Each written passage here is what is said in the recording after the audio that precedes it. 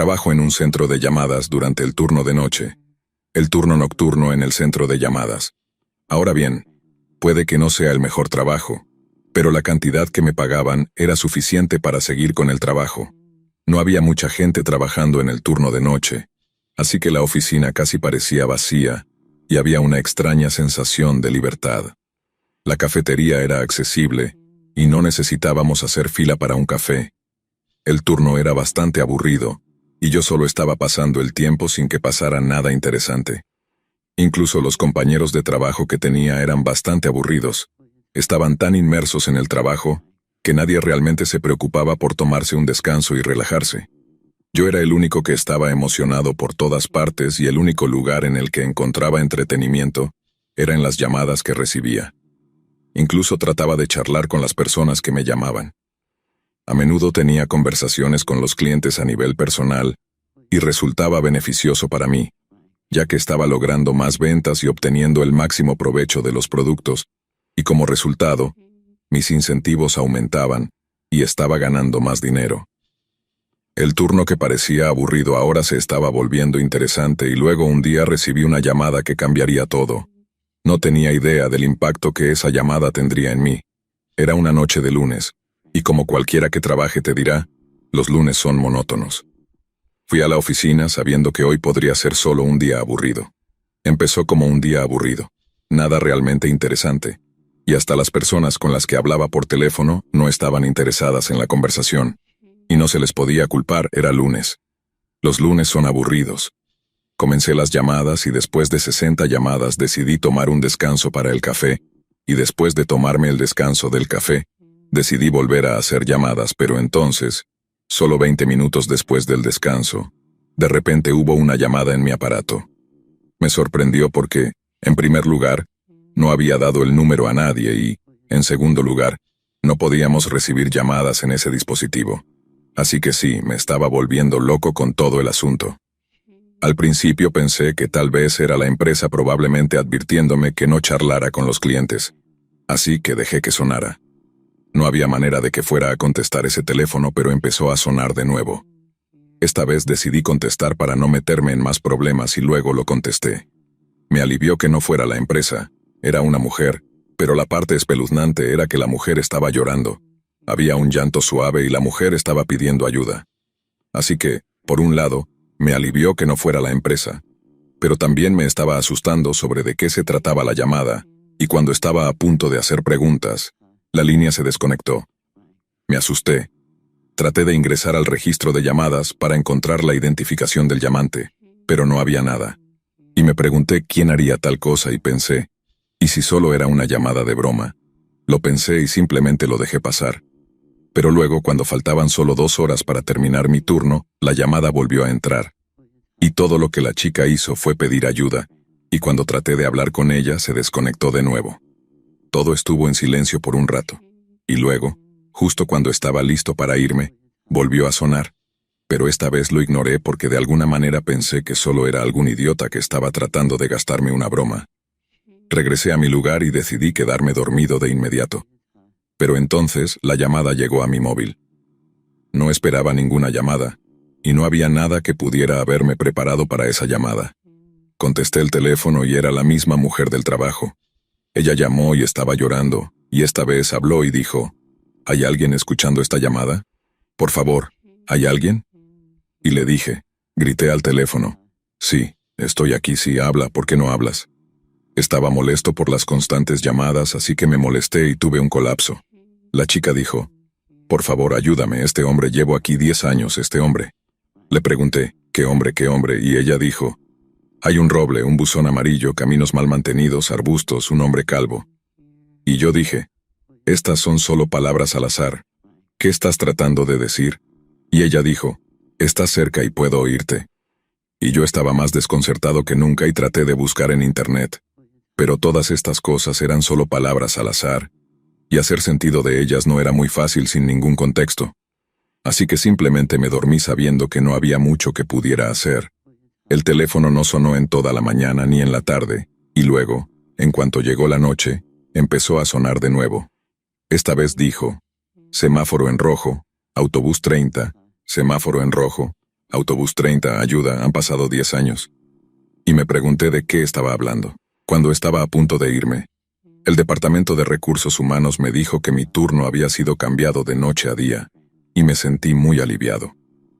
Cuando iba camino a casa, vi el semáforo en rojo y me recordó una de las pistas que la mujer me dio.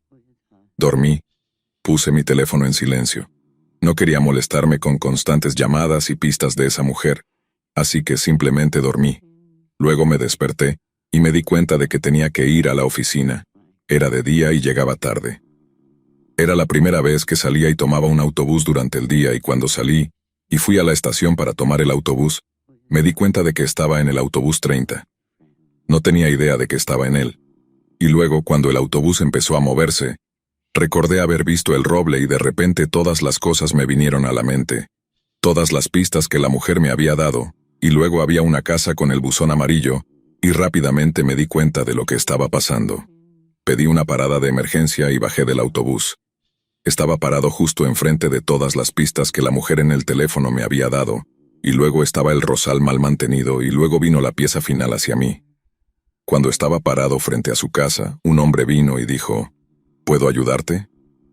Y lo miré y supe que si lo confrontaba se daría cuenta de que sabía algo, así que le pedí direcciones en su lugar y me señaló el camino que ya conocía. Lo primero que hice fue llamar a la policía y esperar que inspeccionaran. Decidí esperar con ellos después, y resulta que el hombre había estado secuestrando a chicas, abusando de ellas y asesinándolas. Era un enfermo asesino en serie y aún tenía a chicas secuestradas. Les pregunté si encontraron a la chica que había secuestrado hace 10 años, y lo que la policía me dijo me dejó conmocionado. El oficial dijo, la chica a la que te refieres es Michelle. Ella fue la primera chica que secuestró y lamentablemente fue la primera víctima que tuvo, y sus restos fueron encontrados en su armario, literalmente en el armario. Pero, ¿cómo la conociste? Y respondí con todo el shock que estaba sintiendo. No me creerías si te lo dijera.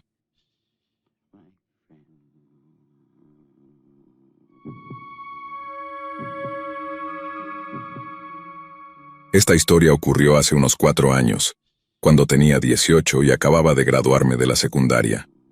Decidí ser voluntario por un mes en un país del sur de Asia antes de que comenzara mi universidad. Ya que ser voluntario era algo que siempre quise hacer, logré encontrar un lugar donde ser voluntario, y se suponía que viviría la primera semana con amigos de la familia. Luego comencé a vivir en mi lugar de trabajo.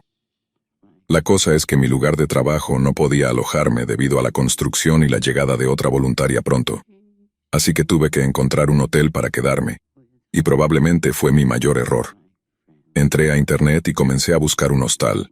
Seguro que encontré uno en el centro de la ciudad en un área relativamente segura. Además, el hostal tenía muchas buenas críticas de extranjeros, así que pensé que era seguro. Visité el hostal y fui recibido por Jean, que era el sobrino del dueño, y era responsable de recibir a los extranjeros y mostrarles alrededor. Jean estaba en sus 20 y tantos, un tipo de aspecto promedio, probablemente de unos 5 pies y 8 pulgadas de altura. Yo mido 6 pies y 3 pulgadas, lo cual será importante más adelante. Después de hacer los arreglos para mi estancia allí, y acordar venir al día siguiente, Jean me invitó a dar un paseo para mostrarme el vecindario, a lo que accedí. Durante nuestro paseo, me contó sobre él mismo. Vivió en el Reino Unido por un tiempo, me habló de su familia y me preguntó si fumaba. En ese entonces era un chico cool recién salido de la secundaria, así que le dije estéticamente que sí, ya que en realidad quería conseguir algo de marihuana pero no sabía cómo. Me dijo que podía conseguirla, y que cuando viniera al día siguiente, la tendría para mí. Al día siguiente fui al hostal y él me dijo que no había podido conseguirla, así que tenía que ir con él a la casa de su amigo George para conseguirla. Con el tiempo, esto se vería como una gran señal de advertencia, pero yo era un chico tonto que realmente quería fumar, así que por supuesto, dije que sí. George casi parecía un villano de dibujos animados. Todas sus características faciales eran afiladas y estrechas, y tenía la barba estilo Van Dyke para acompañar.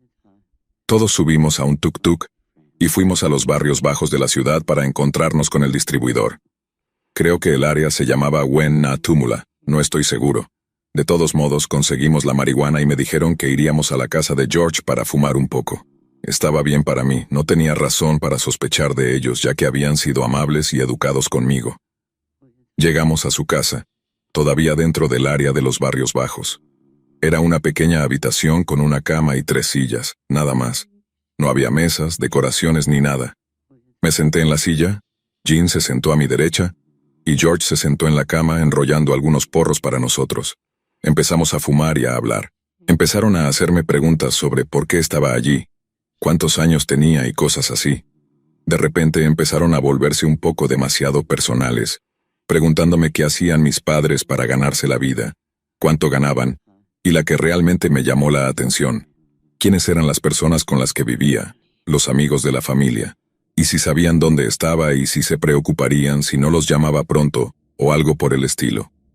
Estaba drogado en ese momento, pero en cuanto dijeron eso empecé a despejarme rápidamente y a darme cuenta de que estaba en una situación complicada.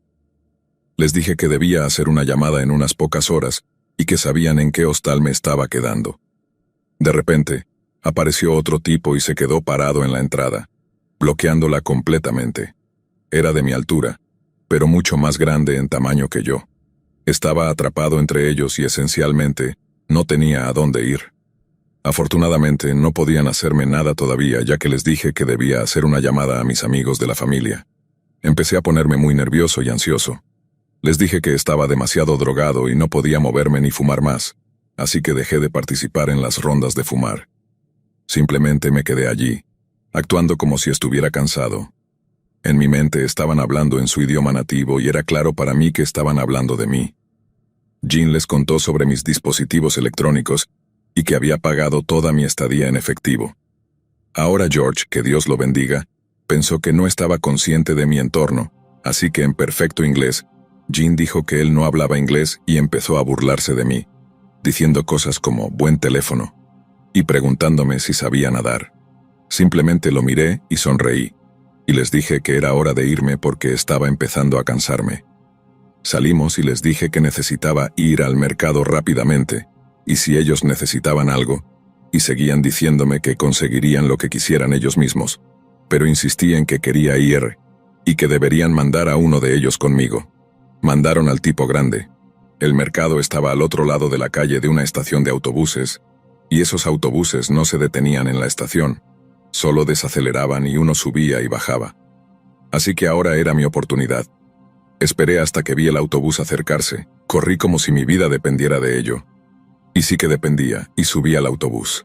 Ellos estaban gritándome que regresara y empezaron a correr tras el autobús, y en un momento incluso escuché a uno de ellos gritar, «Eres afortunado». En cuanto el autobús llegó al vecindario de los amigos de la familia, bajé y caminé por el vecindario por la mañana.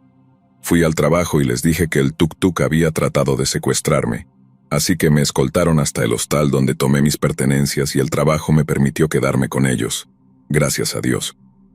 Cuando conté a los amigos de la familia lo que había pasado, me dijeron que era una estafa común allí, y que planeaban robar mis pertenencias y tirarme al río cuando dejáramos la casa, y por eso me preguntaron si sabía nadar y si alguien me esperaba.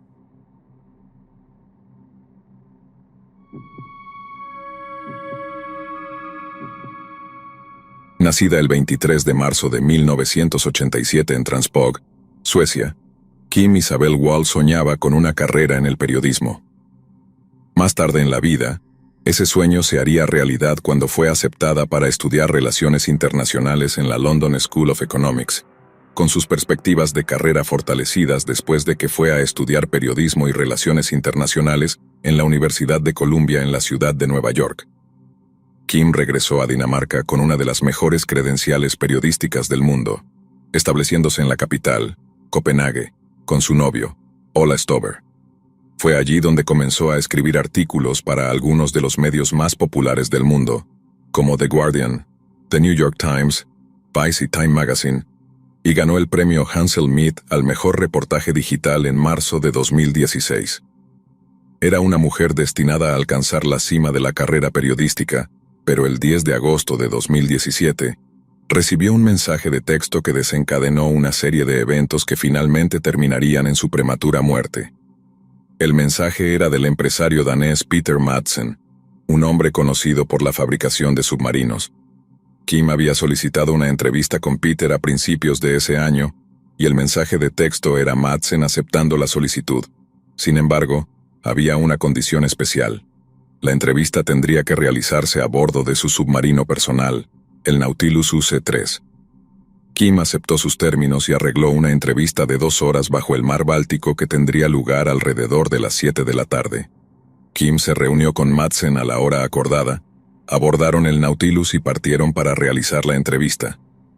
El personal de Madsen esperaba su regreso alrededor de las 9:30 de esa noche, pero cuando el submarino no emergió cuando se esperaba, tanto el personal de Madsen como los seres queridos de Kim rogaron a la policía local que lanzara una operación de rescate.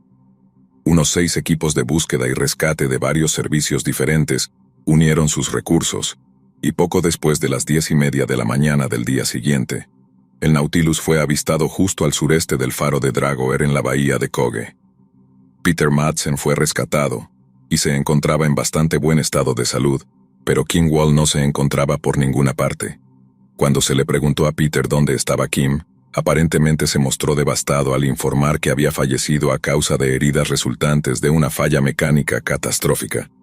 La policía danesa lo arrestó de inmediato por cargos de homicidio negligente, y durante su entrevista, Madsen admitió que había encontrado su muerte tan angustiante que había arrojado su cuerpo fuera del submarino y que probablemente todavía flotaba en el mar Báltico.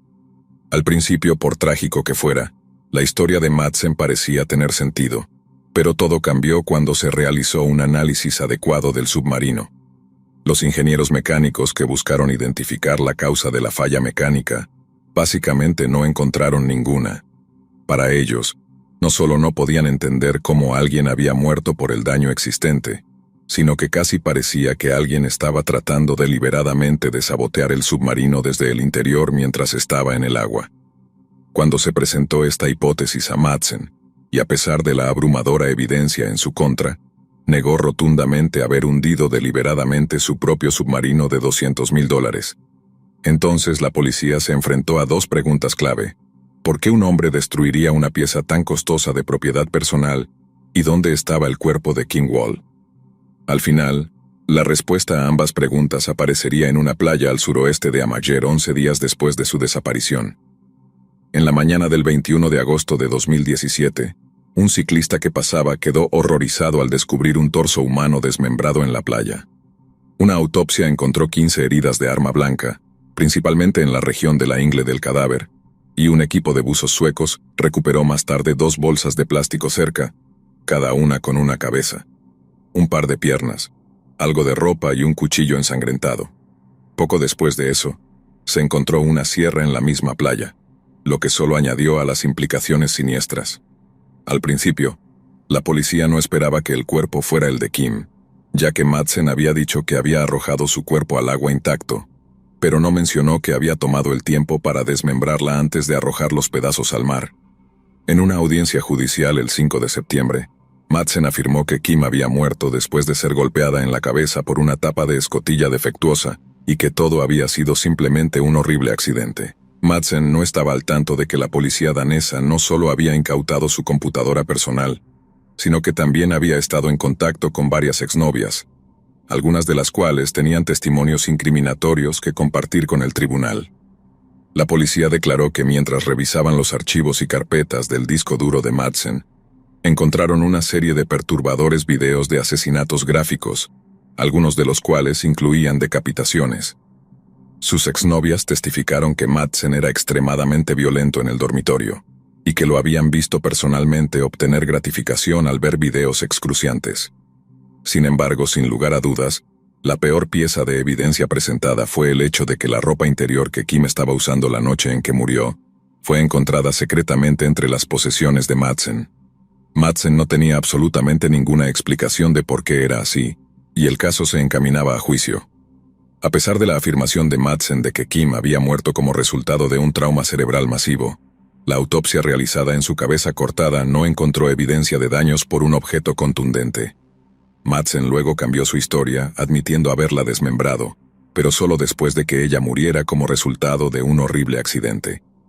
Luego afirmó que podría haber sido envenenada por una fuga de gas venenoso, pero nuevamente la autopsia no encontró rastros de gases de escape en sus pulmones.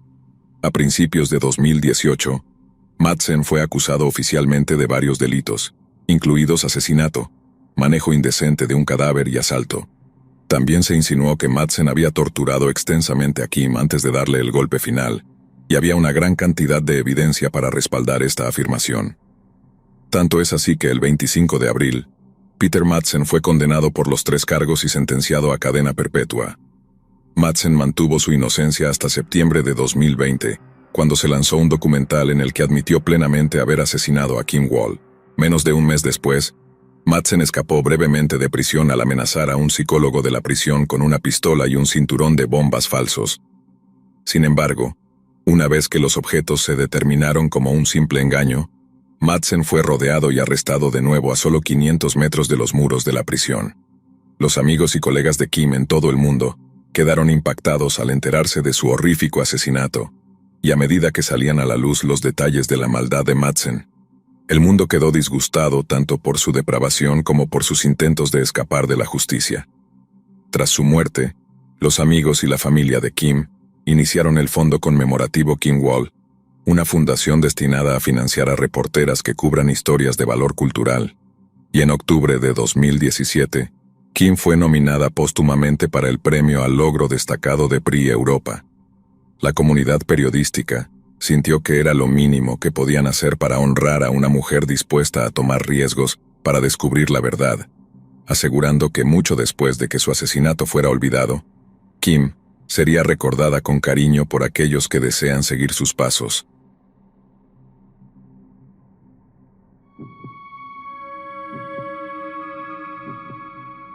Buenos días, América era un programa popular en la televisión nacional estadounidense y estaba conducido por personas realmente famosas. Este programa fue en realidad el reemplazo de otro programa parecido de la misma época, más o menos, un programa que solo grabó un episodio porque fue interrumpido por un incidente nunca antes filmado en vivo. Muy pocas personas lograron ver el programa que se emitió hace años. Todo comenzó temprano a las 8 de la mañana, cuando uno de los reporteros de Buenos Días América recibió una pista sobre una historia refrescante que se llamó para informar. Fue Claire Savant quien fue enviada a cubrir la historia. Era el primer día de trabajo de Claire, y estaba emocionada de poder cubrir una nueva pista en su primer día de trabajo, lo que aumentó su confianza. Claire partió para reportar la historia a las 8 y recibió la dirección del lugar por mensaje de texto. Era valiente y estaba muy segura de la historia, pero no sabía qué esperar. Sin embargo, como era un programa matutino, no estaba realmente preocupada. Claire llegó al lugar mencionado en el mensaje. Era un café en la esquina de la 7ª calle, pero no tenía idea de quién la había llamado. Solo le dijeron que sostuviera una rosa y se sentara en la mesa, así que lo hizo. Estuvo allí durante aproximadamente 1 hora y se estaba impacientando, así que decidió irse, ya que la pista parecía falsa. Justo cuando se levantó, la persona sentada detrás de ella fue disparada. Estaba en shock, pero alertó al camarógrafo y comenzaron a informar. Estoy en el café de la 7ª calle, y un hombre acaba de ser disparado aquí mismo y... estaba sentada justo enfrente de esa mesa y tan pronto como me levanté, la bala probablemente atravesó la ventana y golpeó al hombre sentado justo detrás de esa mesa. Informó por un tiempo y luego se detuvo cuando llegó la policía. La investigaron y la dejaron ir. Recibió otro mensaje de texto. Era la misma persona y el mensaje decía, en el Café Rosie en Broadway y la Quinta. Ella y su equipo rápidamente arrancaron su jeep y llegaron lo antes posible. Y fue lo mismo allí. Había una rosa esperándola en la mesa y estaba sentada. Recibió otro mensaje que decía, dile a tu amigo que apunte la cámara a la derecha. Informó al camarógrafo sobre el mensaje y tan pronto como enfocó la cámara hacia la derecha, ¡bang! Un fuerte ruido y una bala atravesando la ventana, perforándola y golpeando a la mujer sentada a la derecha. Claire comenzó a informar mientras la cámara seguía grabando. Estaba en shock después de darse cuenta de que estaba conectada a estos eventos, pero nunca lo reveló. Recibió otro mensaje que decía, parece que estás disfrutando de todas las pistas, te daré una más. Mientras esperaba la pista, el programa fue detenido. Fue puesto en pausa ya que el programa había presenciado un asesinato en vivo, y no era bueno para los índices de audiencia de un programa matutino, así que el programa fue grabado pero nunca transmitido. Claire le envió un mensaje a la persona diciendo que el programa había sido cancelado. Recibió un mensaje 1 hora después, en el Café DuPont. Claire dejó al equipo y se dirigió al Café DuPont esperando a este misterioso asesino. Claire se convirtió en una reportera célebre en su primer día de trabajo. Todos la reconocían y trataban de consolarla, pero ella era más que una reportera en crisis. Ella era la crisis misma. Mientras entraba al café, la abracé. Había un leve olor a pólvora en mí, pero Claire ya me había traído una camisa nueva. Me llamó y me pidió que me sentara. Estaba nerviosa, pero mantuvo la calma. Me dijo que había algo que debía saber, algo que cambiaría todo. Le pregunté de qué se trataba, pero ella solo me miró. Sus ojos llenos de una mezcla de miedo y determinación. «Hay alguien más involucrado en esto», me dijo finalmente. «Alguien que está más cerca de lo que piensas». Antes de que pudiera responder, la puerta del café se abrió de golpe. 3 hombres entraron rápidamente, sus rostros cubiertos con máscaras. Uno de ellos gritó algo que no pude entender y el pánico se apoderó de mí. Claire y yo nos levantamos rápidamente, pero los hombres nos rodearon antes de que pudiéramos movernos. «Aléjense de ella», grité, intentando proteger a Claire. Pero los hombres no parecían interesados en nosotros. Uno de ellos se acercó a Claire y le susurró algo al oído. Vi cómo su rostro cambiaba, pasando del miedo a la sorpresa y luego a una extraña calma. «Está bien», dijo Claire, volviéndose hacia mí. «Confía en mí». Los hombres nos escoltaron fuera del café y nos llevaron a un automóvil negro que estaba esperando. Durante el trayecto, Claire permaneció en silencio, mirando por la ventana con una expresión pensativa. Intenté hablar con ella, pero solo me dijo que todo estaría bien y que pronto entendería todo. Llegamos a un viejo edificio abandonado en las afueras de la ciudad. Los hombres nos hicieron entrar y nos llevaron a una habitación en el sótano. En el centro de la habitación había una mesa y 2 sillas. Claire me pidió que me sentara y ella hizo lo mismo frente a mí. «Sé que esto es confuso», comenzó a decir, «pero todo esto tiene una explicación. Estos hombres no son lo que parecen, están aquí para protegernos». «¿Protegernos?», pregunté incrédulo. «¿De qué hablas?». Claire me contó una historia increíble. Resulta que había estado investigando a una red de tráfico de personas durante meses. Había descubierto que alguien dentro de su propia empresa estaba involucrado, y que había estado usando el programa para enviar mensajes codificados a los miembros de la red. Las pistas que había estado siguiendo no eran de un asesino, sino de alguien que intentaba ayudarla a desenmascarar a los responsables. Los hombres enmascarados eran agentes encubiertos que habían estado trabajando con Claire. La habían estado siguiendo para asegurarse de que estuviera a salvo mientras reunían pruebas. El plan había sido llevarla a un lugar seguro donde pudieran continuar su investigación sin interferencias. «¿Y por qué me trajeron a mí?», pregunté, todavía confundido. «Porque necesitas saber la verdad», respondió Claire, «y porque vas a ayudarnos a desmantelar esta red». Pasamos las siguientes horas revisando documentos y grabaciones. Claire me mostró pruebas irrefutables de la red de tráfico y de cómo había estado operando bajo la apariencia de una empresa legítima. Comprendí entonces por qué había sido tan importante mantener todo en secreto y por qué había tenido que soportar tanto peligro. Esa noche, mientras miraba a Claire trabajar incansablemente, me di cuenta de lo valiente y dedicada que era. No solo era una reportera en busca de la verdad, sino una verdadera heroína dispuesta a arriesgar todo por justicia. A partir de ese día, nos convertimos en un equipo inseparable. Trabajamos juntos para reunir más pruebas y llevar a los responsables ante la justicia. Fue un camino largo y difícil, pero al final logramos desmantelar la red y salvar a muchas víctimas. Y aunque los días oscuros aún permanecen en nuestra memoria, encontramos consuelo en el hecho de que nuestras acciones hicieron una diferencia. Claire y yo seguimos trabajando juntos, ahora más fuertes y unidos que nunca, sabiendo que mientras estemos juntos, podemos enfrentar cualquier desafío.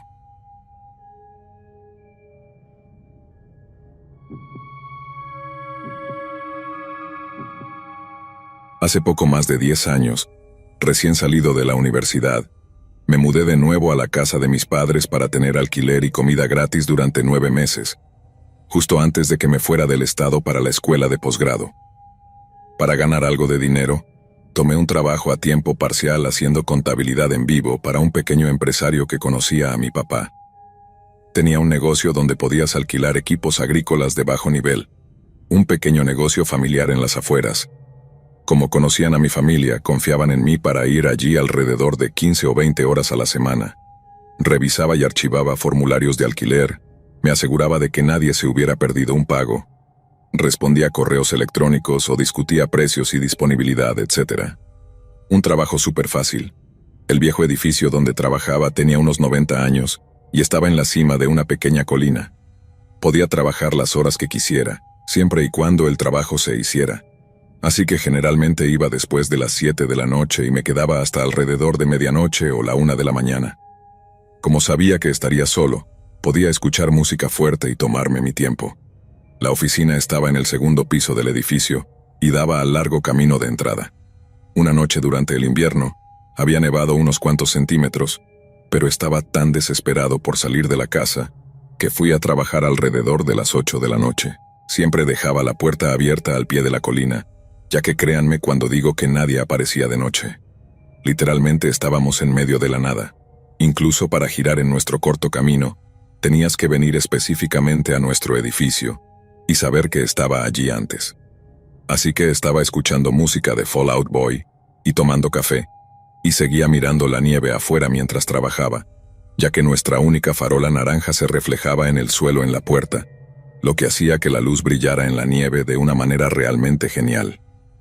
Alrededor de medianoche, bajé las escaleras para ir al baño, y luego volví a subir y me acomodé para seguir trabajando. Probablemente trabajé unos 5 minutos cuando miré afuera y vi una gran huella de algo en la nieve fresca, justo debajo de la luz naranja. Parecía que un gran perro o un animal sustancial había rodado en el suelo sobre su espalda o algo así, ya que no lo había notado solo 15 minutos antes. Tenía que haber sucedido mientras estaba en el baño. Lo dejé pasar y asumí que un animal había sido atraído por la luz naranja o algo así. Alrededor de las 2 de la mañana, estaba saliendo y me bajé del coche para cerrar la puerta y, para ser honesto, casi me había olvidado de la huella en la nieve. Pero cuando miré hacia abajo, me sorprendió ver que no era solo nieve perturbada, sino que indudablemente era la impresión de un ángel de nieve hecho por un humano. Solía hacer ángeles de nieve cuando era niño, y son muy reconocibles, así que sabía con un 100% de certeza que eso era lo que era. Pero no era de un niño, era de una persona muy grande y ya sabía que quien haya hecho este ángel de nieve fácilmente podría haberme visto desde esa ventana, así que debieron haber esperado a que bajara al baño para hacer el ángel de nieve. No habían llegado coches a nuestro edificio. Los habría visto o escuchado incluso desde el baño. Así que miré alrededor en busca de huellas en la nieve y vi que había un conjunto que conducía al bosque cercano al lado derecho de nuestro edificio. Estaba claro que la persona no usó el camino, sino que vino desde el lado opuesto, lo cual instantáneamente me inquietó, ya que ese lado solo tenía árboles y oscuridad por millas y millas. Para entonces, estaba en pánico e intentaba volver a mi sub y fue entonces cuando lo escuché. Antes de poder entrar, escuché una risa fuerte y aguda proveniente del bosque. Casi sonaba como una risa falsa, como la bruja en El Mago de Oz, como si alguien la estuviera haciendo falsa a propósito. Estaba lo suficientemente cerca como para saber que podían verme, pero yo no podía verlos a ellos en absoluto, ya que, aparte de la farola bajo la que estaba, no había iluminación. Después de unos segundos de risa, se detuvo y luego solo hubo silencio por todas partes, excepto por los latidos de mi corazón en mis oídos. Luego la risa comenzó de nuevo, más fuerte esta vez, más como gritos y risas combinados. Me congelé durante unos 5 segundos escuchando en pánico. Ahora pasé mucho tiempo en esa área y sé cómo suenan los coyotes y los zorros por la noche con sus chillidos agudos durante la temporada de apareamiento, pero esto era muy humano. Sentí que era un hombre adulto tratando de imitar a una mujer riendo, como si alguien estuviera tratando deliberadamente de hacer una risa chillona falsa para asustar a alguien. Bueno, funcionó. Después de 5 segundos inmediatamente me llené de adrenalina. Me subí al coche y me alejé de allí tan rápido como pude sin deslizarme fuera del camino. Trabajé allí durante otras 6 semanas y no tuve ni un solo problema, aunque sabía dónde guardaba mi jefe su arma, y siempre me aseguraba de que estuviera allí antes de comenzar mi turno, y por supuesto, siempre cerraba la puerta desde entonces.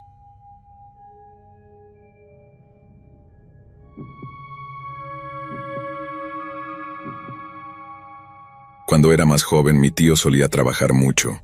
Ha hecho muchas cosas diferentes para ganar dinero, pero una constante es que durante los meses de verano y hasta el final del otoño, pinta casas. Es un negocio legítimo y todo. Tiene una camioneta con un número y un nombre y suministros en la parte trasera. El verdadero negocio.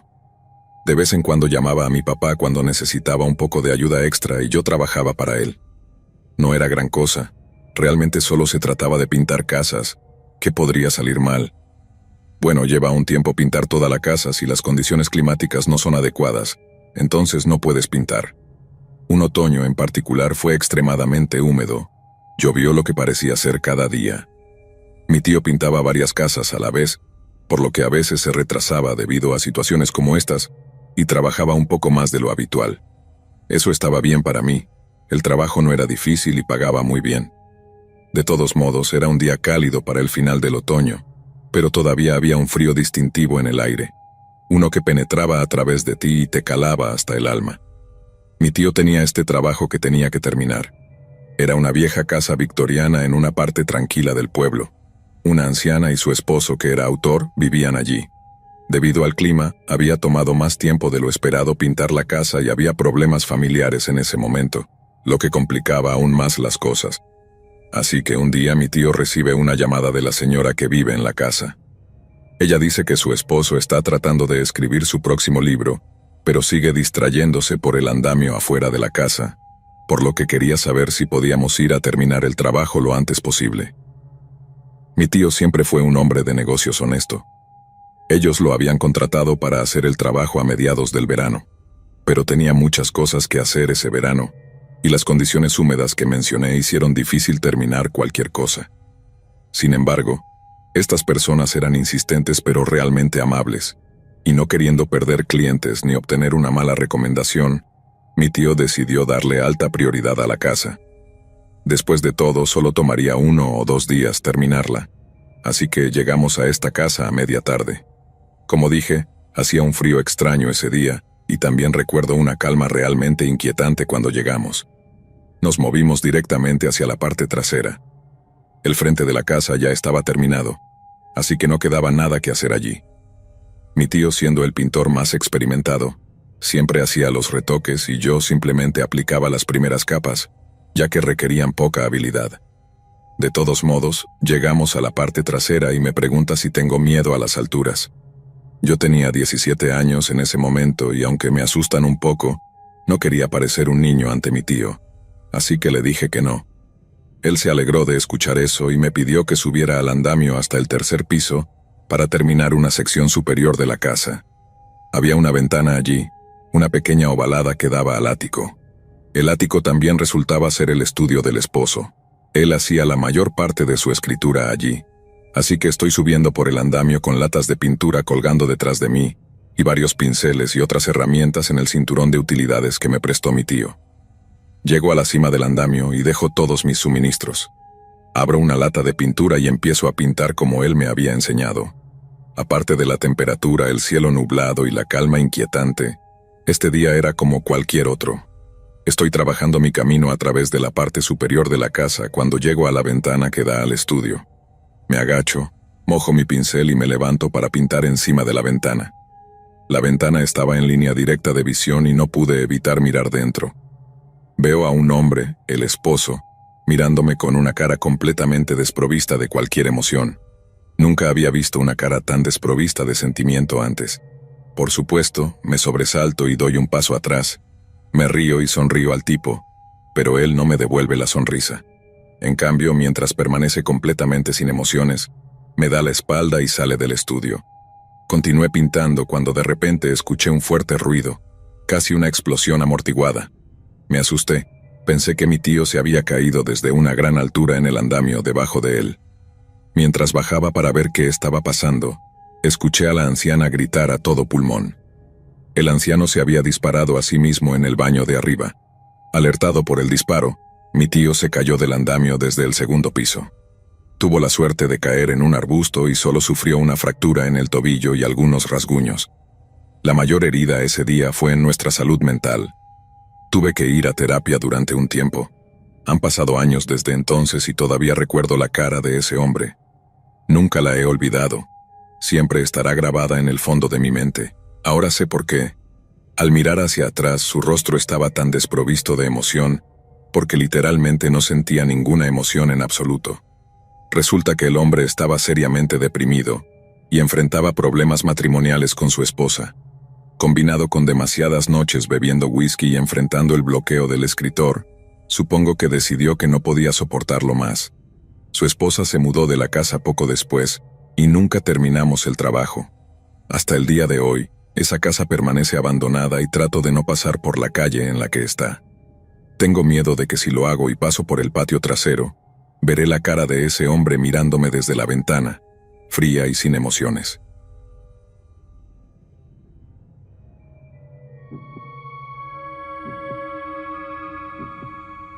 Recién graduada de la escuela de enfermería, conseguí mi primer trabajo real en un hospital bastante grande, en un departamento en el que honestamente nunca pensé que trabajaría.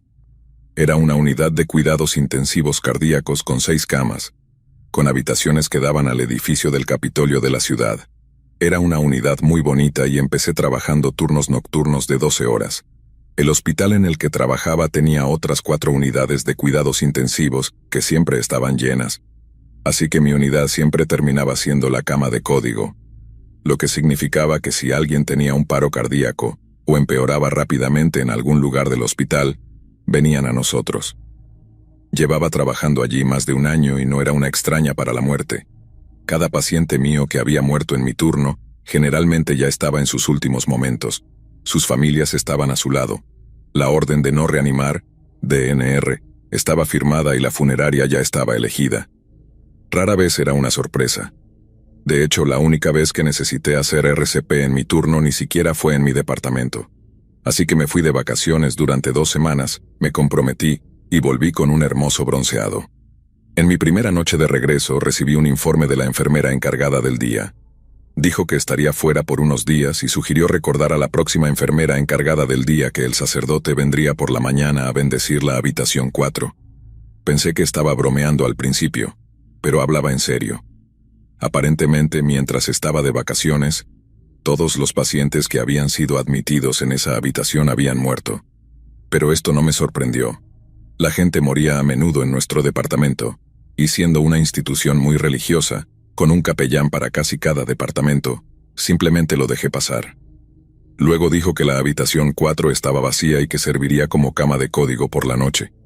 Alrededor de las 2 de la mañana, recibí una llamada diciendo que tenían a alguien para llenar nuestra cama libre. La UCI de abajo ahora sería la cama de código.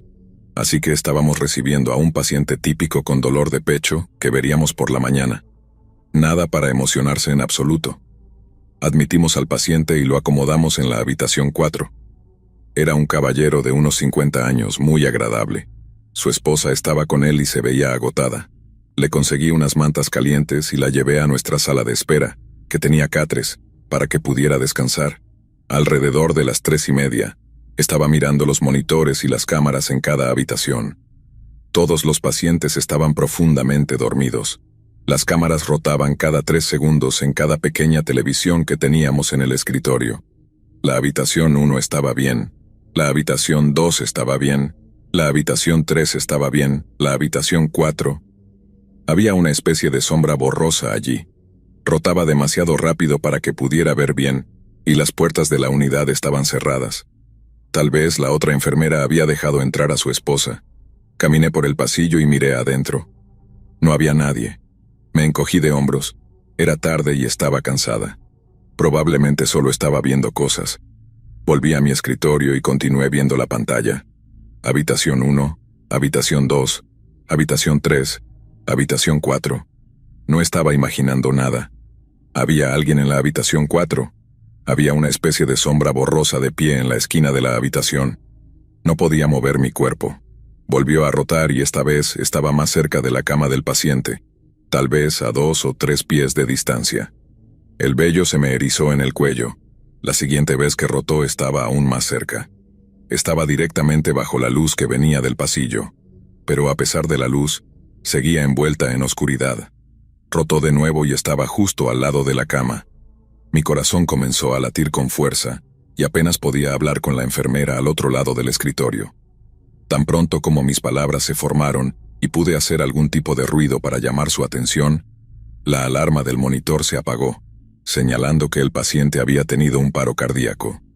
El sistema de altavoces se activó. Se necesita un código en la UCI habitación 4. La gente entró en el departamento, médicos, enfermeras, farmacéuticos, terapeutas respiratorios. Todos corrieron a la habitación, pero yo no podía moverme. Volvió a rotar las habitaciones. La habitación 4 apareció y esta vez las luces estaban encendidas y había entre 10 y 15 personas rodeando la cama, haciendo RCP y administrando medicamentos en su cuarto. Alguien fue a buscar a su esposa en la sala de espera, pero era demasiado tarde. El hombre murió de un ataque cardíaco. La habitación 4 fue bendecida esa mañana, justo a tiempo, y puse mi aviso de 2 semanas. No podía manejarlo más.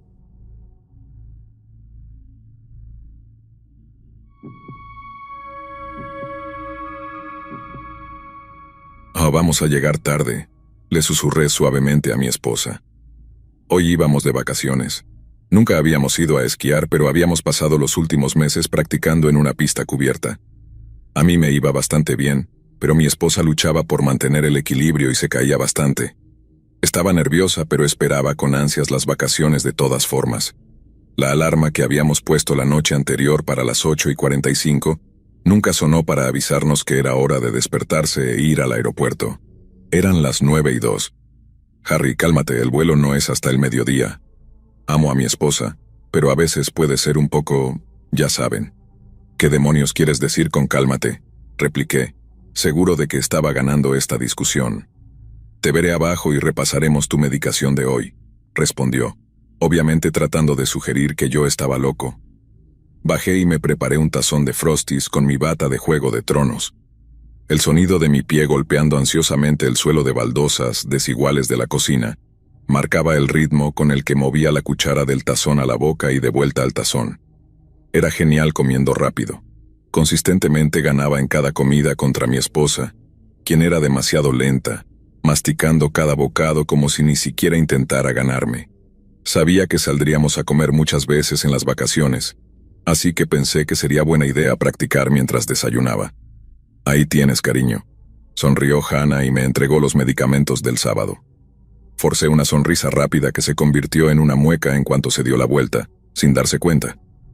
En este punto creo que debería explicar nuestra relación. Conocí a Hannah en la universidad hace unos 5 años. Ella era una chica dulce, de la que me enamoré en cuanto la vi. Después de 2 años de salir con ella, empecé a notar que la gente me miraba y le preguntaba a Hannah si estaba bien. Nunca entendí por qué los extraños se acercaban a hablar con ella y no conmigo, como si fuera incapaz de hablar, aunque debía ser claramente obvio que mi coeficiente intelectual era al menos 50 puntos superior al suyo. Fue alrededor de esa época que me dijeron que necesitaba tomar medicación todas las mañanas. Mi memoria es un poco vaga, pero todo lo que puedo recordar es que Hannah me explicaba algo sobre paranoia.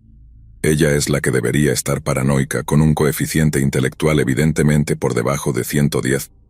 Así que ahí estamos, cada mañana ella dándome la medicación para tomar, y ella siendo estúpida. Y empiezo a pensar para mis adentros, soy inteligente, ella es tonta, me está dando todas estas pastillas, y de repente nadie me habla en público. Está celosa de mi inteligencia, me está envenenando, y después de todo lo que hago por ella, yo soy el que reservó este viaje de esquí. ¿Qué hace ella? Se queja y dice que no tenemos dinero.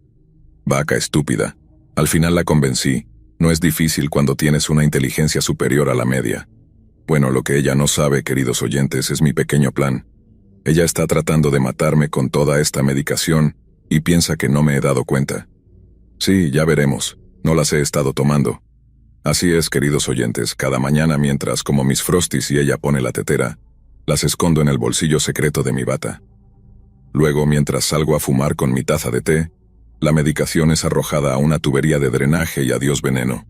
Esa celosa no sabe lo que se le viene encima, pero todo a su tiempo, queridos oyentes, todo a su tiempo. De camino al aeropuerto, intentaba explicarle la diferencia entre una grajilla y un cuervo. Obviamente no lo entendía, su mente demasiado débil para comprenderlo. Llegamos al aeropuerto poco después. El aeropuerto promedio en el Reino Unido tiene 5 puertas de seguridad por terminal. Cada puerta de seguridad tiene 8 oficiales armados por turno, más 20 empleados de seguridad desarmados encargados de revisar el equipaje de los pasajeros en busca de cosas como armas, líquidos y bombas caseras. Una simple mezcla de nitrato de amonio y otros ingredientes que no mencionaré aquí, queridos oyentes, hecha en una bomba y envuelta en un suéter, sin que mi preciosa esposa lo supiera, es una receta para, bueno, venganza. Que quede claro, queridos oyentes, planea envenenarme y no llegará muy lejos. Soy demasiado inteligente para eso. Si no están del todo al tanto de mi plan, déjenme explicárselo. Ella pasaría por el control, respondería afirmativamente que nadie había manipulado su bolsa y que la había empacado ella misma. Iría a seguridad y esperaría en la fila. Cuando estuviera cerca del frente de la fila, le pediría amablemente usar su teléfono. Sigilosamente configuraría una llamada a un viejo móvil en su bolsa y presionaría llamar cuando fuera mi turno de pasar, devolviéndoselo inmediatamente. Su bolsa pasaría por la cinta transportadora donde se escucharía una vibración. El personal de seguridad profesionalmente abriría la bolsa para descubrir una bomba casera con un teléfono móvil vibrando. La bolsa pertenece a Hannah, quien sostiene el teléfono detonador. 8 guardias de seguridad armados intervendrían y ¡bam! Ella sería eliminada y se habría prevenido un complot terrorista. Bueno, les ahorraré la molestia de escuchar de nuevo mi plan. Un éxito rotundo. Médicos gritando, Hannah tendida en el suelo con sangre saliendo de sus costados. Intenté parecer confundido. Fingí ignorancia de toda la situación. Actué preocupado por su bienestar. Ella estaba muerta. Unos meses después, la investigación policial me encontró inocente. Hannah había estado mirando propaganda extremista durante meses antes de las vacaciones. O eso parecía. Yo era el esposo enfermo que no podía cuidarse a sí mismo. Sí, claro. Ahora trabajaba en un hospital para personas con enfermedades mentales, con el equipo de atención médica. Estoy rodeado de locos, pero me contrataron para investigar los casos de cada paciente. Es una configuración extraña, supongo, porque estaba tan alto en la jerarquía aquí, incluso mis colegas, las enfermeras y los médicos, me trataban de manera diferente. Con la ayuda de mis colegas de doctorado en el hospital, decidí ponerme en alguna medicación para mi memoria a corto plazo. Fue completamente idea mía, se los aseguro, queridos oyentes, pero por sugerencia del jefe de mi departamento, busqué el consejo de mis colegas sobre la medicación. Soy un médico residente en el hospital. Casi todos los demás pacientes son considerados criminalmente locos, así que era un lugar peligroso para estar. Probablemente por eso me necesitaban allí 24 horas al día, 7 días a la semana. Incluso cuando pedía vacaciones, de repente habría una reunión urgente que necesitaba mi atención y lo olvidaría todo. No hay descanso para los malvados. No recuerdo la última vez que estuve fuera de los terrenos del hospital. La mayoría de las veces deambulo por los parches de hierba en el frente en mis días libres. Tengo un equipo de seguridad que me sigue para mi propia protección. Nunca se sabe cuándo alguno de los pacientes podría volverse loco y atacarte. He estado recibiendo algunas miradas de algunos de ellos, aunque probablemente estén celosos por mi alta posición aquí en el hospital. Esos locos. Algunos me dicen que obtendré lo que me merezco. Quiero decir, ¿eso se supone que es una amenaza? Bueno, tengo un plan, queridos oyentes, pero todo a su tiempo, todo a su tiempo.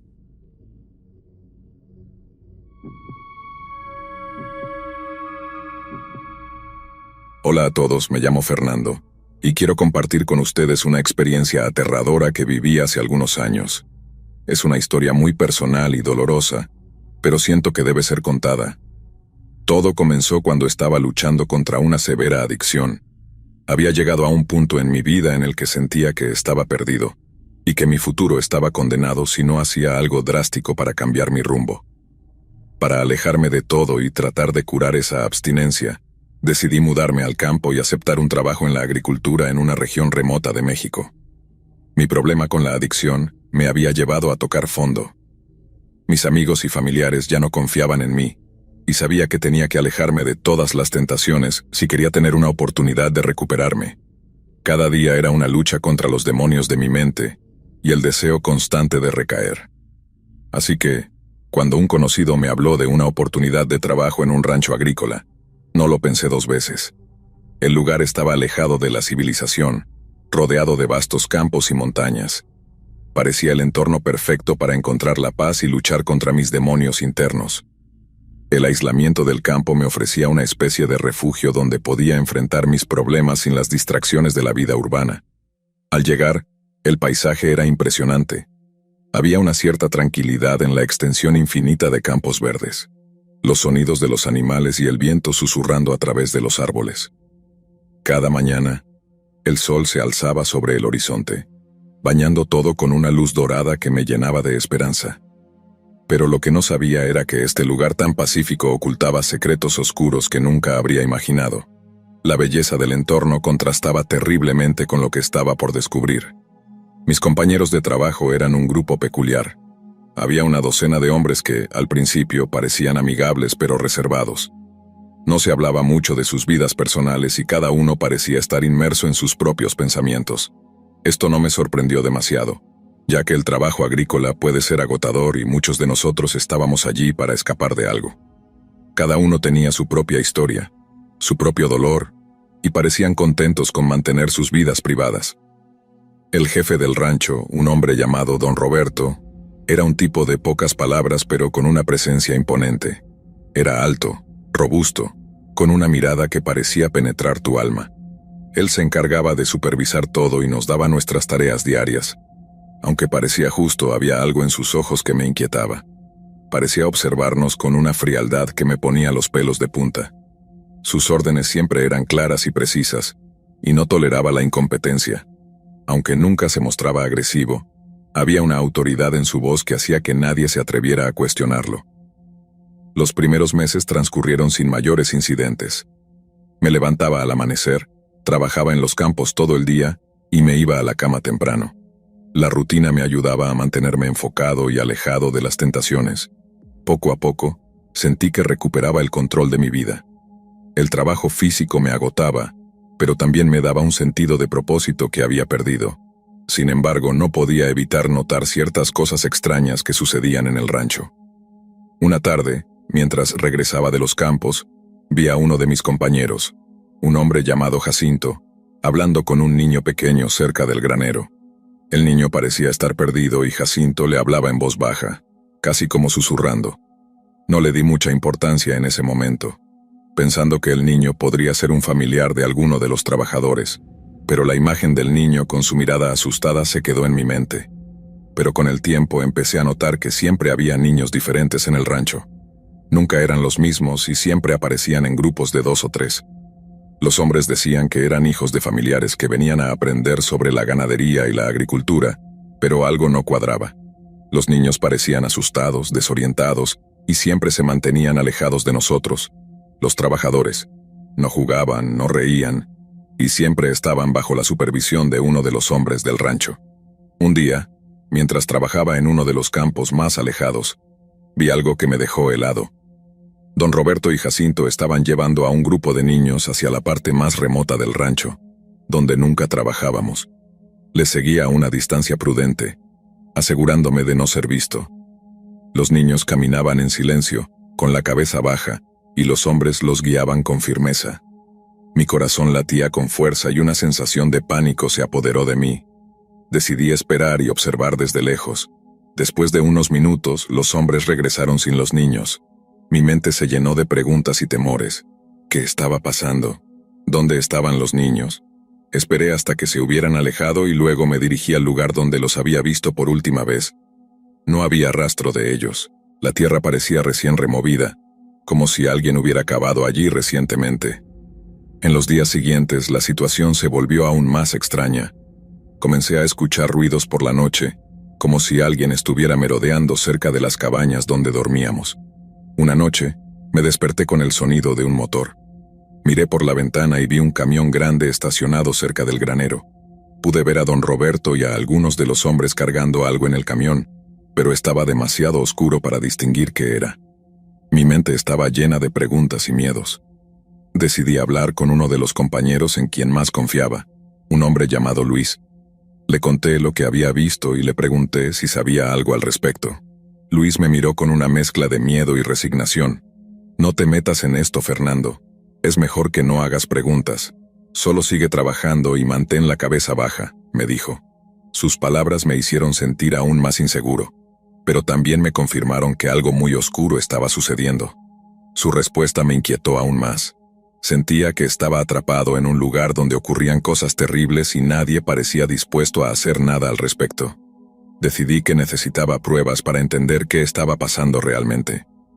Así que, una noche, me armé de valor y decidí seguir a don Roberto y sus hombres cuando salieran con el camión.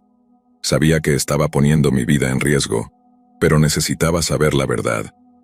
Esperé pacientemente hasta que vi que se preparaban para salir. Me aseguré de no ser visto y seguí al camión a una distancia segura. El vehículo se dirigió a través de los campos y finalmente llegó a una carretera secundaria que pasaba detrás del rancho. Allí, vi algo que nunca olvidaré. Había otro vehículo esperándolos, y comenzaron a transferir a los niños de un camión a otro. Mi mente no podía comprender lo que estaba viendo. Estaban vendiendo a los niños. Los niños desaparecían en la noche, llevados por extraños. Sentí una mezcla de miedo, rabia y desesperación. Sabía que tenía que hacer algo, pero también sabía que estaba en peligro si me descubrían. Las imágenes de los niños asustados y desorientados me atormentaban, y cada noche, los recuerdos de lo que había visto no me dejaban dormir. Volví al rancho esa noche, temblando y con el estómago revuelto. No podía quedarme en silencio, pero tampoco podía actuar impulsivamente. Sabía que necesitaba un plan. Durante las siguientes semanas, recopilé tanta información como pude sin levantar sospechas. Hablé con algunos de los niños cuando tenía la oportunidad, tratando de entender de dónde venían y por qué estaban allí.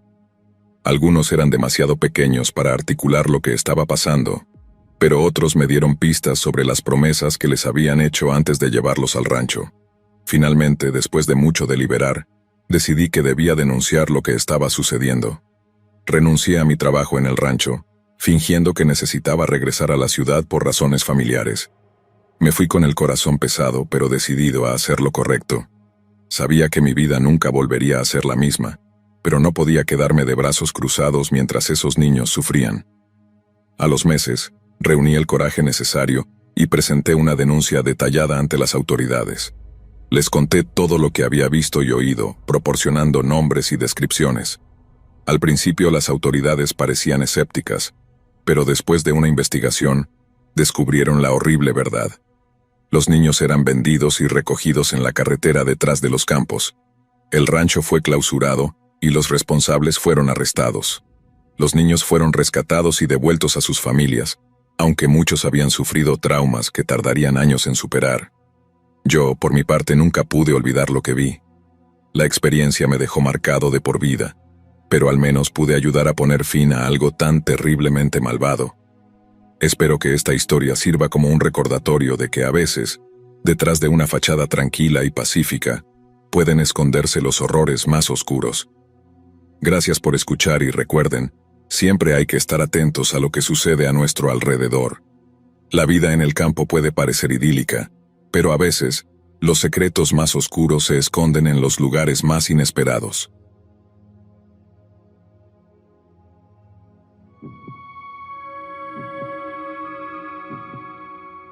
Hola a todos, mi nombre es Martina, y quiero compartir con ustedes una experiencia aterradora que viví hace algunos años. Es una historia muy personal y difícil de contar, pero siento que es necesario hacerlo para que otras personas puedan aprender de mi experiencia, y quizás evitar pasar por algo similar. Todo comenzó cuando terminé el colegio, y comencé a trabajar en una fábrica en una ciudad de Estados Unidos. Era joven y estaba llena de expectativas sobre mi futuro. No sabía exactamente qué quería hacer con mi vida, pero necesitaba un trabajo para ganar algo de dinero y, eventualmente, poder estudiar algo que realmente me apasionara.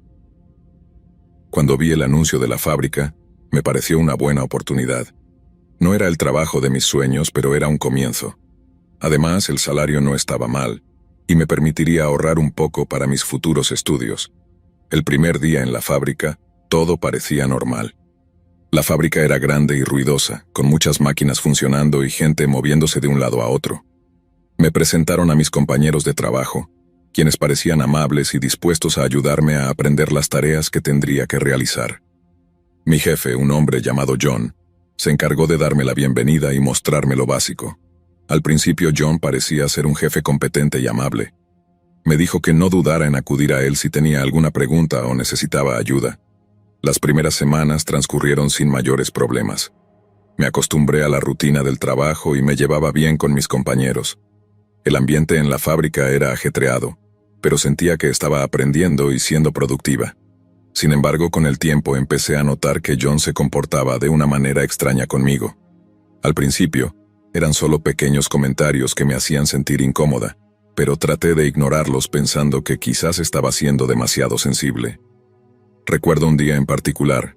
Estaba trabajando en mi estación cuando John se acercó demasiado. Sentí su aliento en mi cuello mientras me explicaba algo sobre la máquina que estaba operando. Me estremecí y traté de concentrarme en mi trabajo, pero su proximidad me hizo sentir muy incómoda. Me reí nerviosamente y me alejé un poco, pero él no pareció notar mi incomodidad. Pensé que quizás estaba siendo paranoica y traté de no darle más importancia. Sin embargo, los comentarios y comportamientos de John empezaron a volverse más frecuentes e invasivos. Comenzó a hacer comentarios sobre mi apariencia, diciendo cosas como, «Te ves muy bien hoy, Martina», o «Ese color te sienta muy bien». Aunque estas palabras podrían parecer inofensivas para algunos, el tono en que las decía y la forma en que me miraba me hacían sentir muy incómoda. Además, siempre encontraba alguna excusa para tocarme, ya fuera en el hombro, el brazo o la espalda. Cada vez que lo hacía, sentía un nudo en el estómago. Un día, cuando casi todos se habían ido a almorzar, John me pidió que me quedara un momento para hablar sobre mi desempeño. Pensé que era una oportunidad para recibir retroalimentación, así que accedí.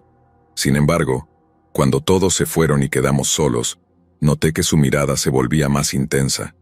Me dijo que estaba haciendo un buen trabajo, pero luego empezó a hacer comentarios sobre lo mucho que le gustaba mi presencia en la fábrica.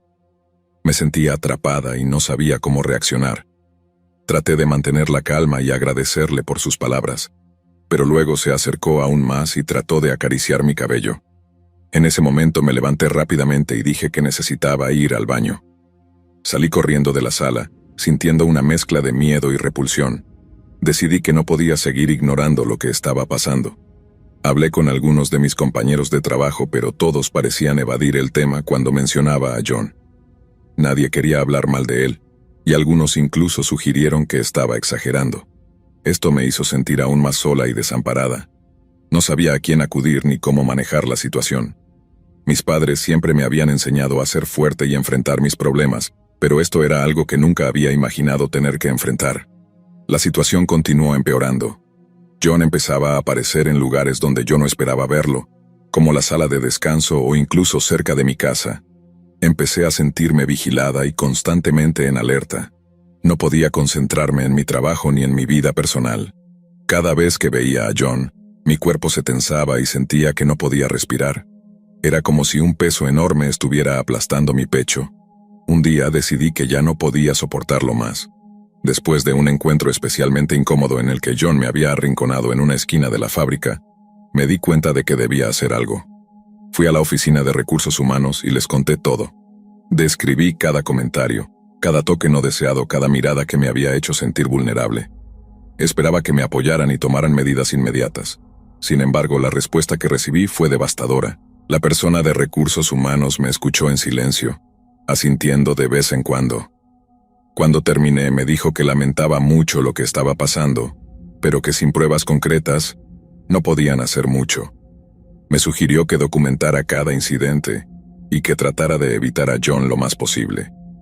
Salí de la oficina sintiéndome aún más desesperada y sola. Decidí seguir el consejo y empecé a llevar un diario donde anotaba cada interacción con John, detallando lo que había dicho o hecho y cómo me había hecho sentir. Sin embargo, esto no alivió mi angustia. Cada día en la fábrica se sentía como una eternidad, y cada vez que veía a John, sentía que el suelo se desmoronaba bajo mis pies. Una noche, después de una jornada especialmente difícil, me derrumbé. Lloré desconsoladamente, sintiendo que no tenía salida. No podía seguir viviendo así, pero tampoco quería perder mi trabajo. Sin embargo, me di cuenta de que mi salud mental y emocional valían más que cualquier empleo. Decidí que debía renunciar. Al día siguiente, con el corazón en la garganta, fui a la oficina de recursos humanos y presenté mi renuncia. Les expliqué que no podía seguir trabajando en un ambiente donde me sentía acosada y desprotegida. La persona de recursos humanos me miró con una mezcla de comprensión y resignación. Me dijeron que lamentaban mucho perderme y que esperaban que encontrara un lugar donde me sintiera segura y valorada. Salí de la fábrica por última vez, sintiendo una mezcla de alivio y tristeza. Al menos ya no tendría que enfrentar a John todos los días, pero también me sentía derrotada porque no había podido hacer nada para detenerlo. Sabía que él seguiría trabajando allí, posiblemente acosando a otras mujeres. Pero sin pruebas, mis palabras eran solo eso, palabras. A pesar de todo, aprendí una valiosa lección de esta experiencia. Nadie debería tener que soportar el acoso en el lugar de trabajo. Es importante hablar y buscar ayuda, aunque a veces parezca que no hay solución. Al compartir mi historia, espero que otros se sientan inspirados a defenderse y a luchar por un ambiente laboral seguro y respetuoso. Gracias por escuchar y recuerden, siempre hay que estar atentos a lo que sucede a nuestro alrededor. Si alguna vez se encuentran en una situación similar, no duden en buscar ayuda y hablar. Nadie debería sentirse solo y desprotegido en su lugar de trabajo.